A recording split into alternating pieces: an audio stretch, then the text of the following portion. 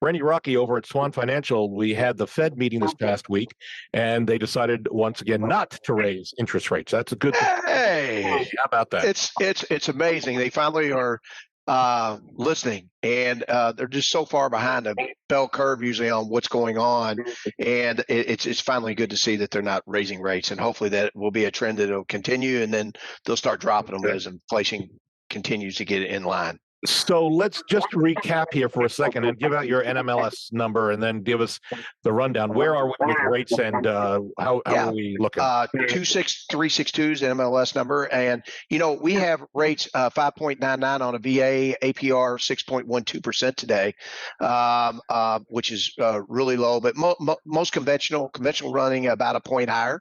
But VA, FHA, are in that range of high fives, low sixes for FHA actually, and so we're hoping they continue to trend down a little bit, and that's our hope. I don't have any.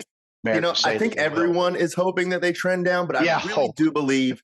After listening to Fed Pal speak at Jackson Hole, listening to him just recently in the most recent meeting, and all the predictions that are coming through, I think it's just time for people to kind of really re-rationalize where they think rates are going to be in the future. I personally, I'm going out on a limb here, but I don't see them dropping anything dramatically in the next year, 2 years from all the predictions and the things that the Fed is saying. And I think that's a smart mindset to be at. One of the things they were talking about at the last meeting was all the re-leveling happening post-crash 2008 and how it takes 7 to 10 years for things to balance out. And we're well past that, obviously. And then we had COVID come through. So to think that where are we going to land? Where are people waiting for rates to come down to? Is it going to be normal to be in the 5s and 6s? I think that's probably going to be normal once we get past this qualitative easing and getting down and lowering rates, hopefully at some point next year.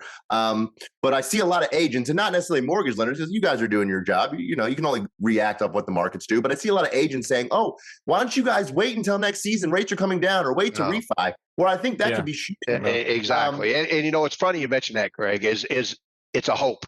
I don't think it's going to happen. So it's and the thing is you're very correct in that statement. So let's say rates do drop a point.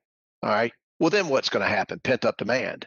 Right. So now it's going, which is your point, which is going to raise housing even more because we only have about 38% of inventory we need in the country right now. So pent up demand is very high right now. So I agree with you 100%. I think the time to buy is right now. And I really do. Yeah, I agree. Right. And plus you've got at least some choice before the buyer pool gets hot again in the springtime.